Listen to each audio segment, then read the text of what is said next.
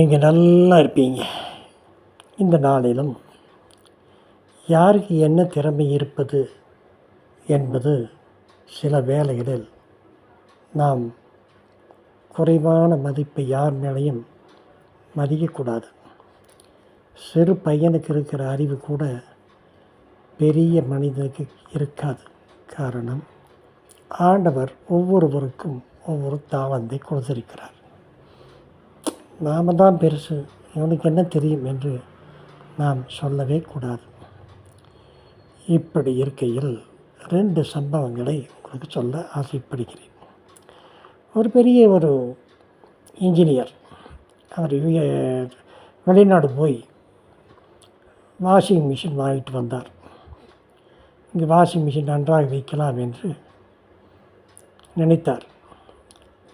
ஆனால் அவர் நினைத்தது போல் இந்த நாட்டில் அந்த வாஷிங் மிஷின்கள் வேலை செய்யவே இல்லை. இவருக்கு பெருத்த கஷ்டமாக இருந்தது. என்னடா, நாம் நினைத்தது ஒன்று நடப்பது ஒன்றாக இருக்கிறதே. அந்த சமயம் பார்த்து அவருடைய வேலைக்காரன் வந்தான். என்னய்யா, என்ன யோசனை பண்ணிகிட்ருக்கீங்க?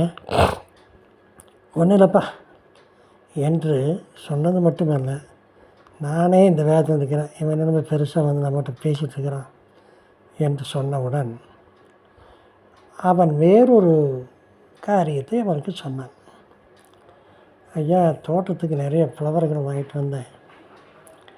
அந்த புலவர்கள் அந்த கால சூழ்நிலைக்கு அந்த தட்பவெப்பக்கு ஏற்றபடி நம்ம நாட்டுடைய தட்பவெப்பநிலை, நம்ம ஏரியாவோட தட்பவெப்பநிலை அதுக்கு சரியில்லாததுனால நான் என்ன பண்ணிட்டேன், இந்த வெப்பத்துக்கு ஏற்ற செடிகளை வாங்கி வச்சுட்டீங்க, அந்த செடிகள் நமக்கு ஒத்து வராது என்று சொன்னவுடன் டக் என்று இவனுக்கு யோசனை வந்தது.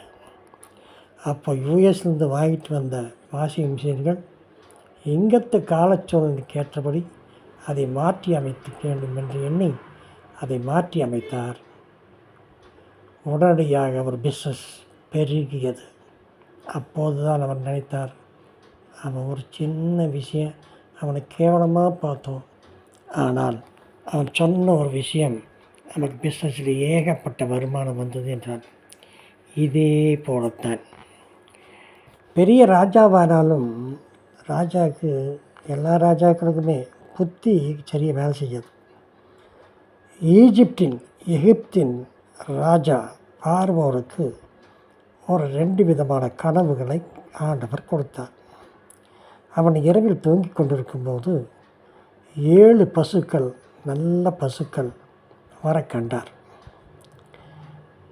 சிறிது நேரம் அதை பார்த்து கொண்டே இருந்தால், சிறிது நேரம் கழித்து ஒரு 7 பசுக்கள், அவலட்சணமான பசுக்கள் வந்தது மட்டுமல்ல, அந்த நல்ல பசுக்களையும் தின்று விட்டது மட்டுமல்ல, மறுபடியும் அவலட்சணமாகவே இருந்தது.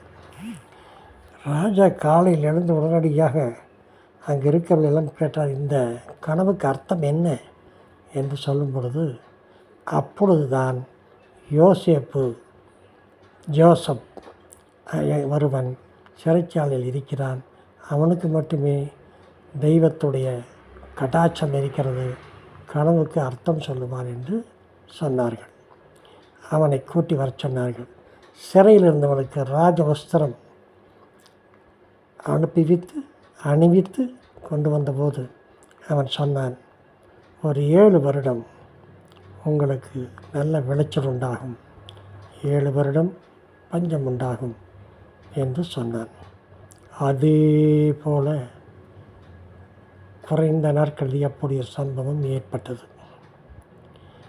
அப்பொழுதுதான் கனவுக்கே அர்த்தம் சொல்லக்கூடிய ஒரு வரம், ஒரு திறமை, தாளந்து ஆண்டவர் உனக்கு கொடுத்திருக்கிறார் அல்லவா என்று ராஜ மோதிரத்தை கொடுத்து, நீ சொன்னபடி இந்த நாடு கேட்கணும் என்று கட்டளையிட்டார்.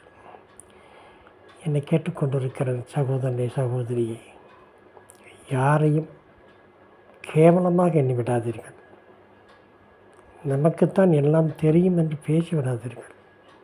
நமக்கு ஒன்றும் தெரியாது என்று சொல்லி பாருங்கள், நிறைய விஷயங்களை நீ கற்றுக்கொள்ளலாம். லைக் பண்ணுங்கள், ஷேர் பண்ணுங்கள், சப்ஸ்கிரைப் பண்ணுங்கள். மீண்டும் நாளை சந்திப்போமா?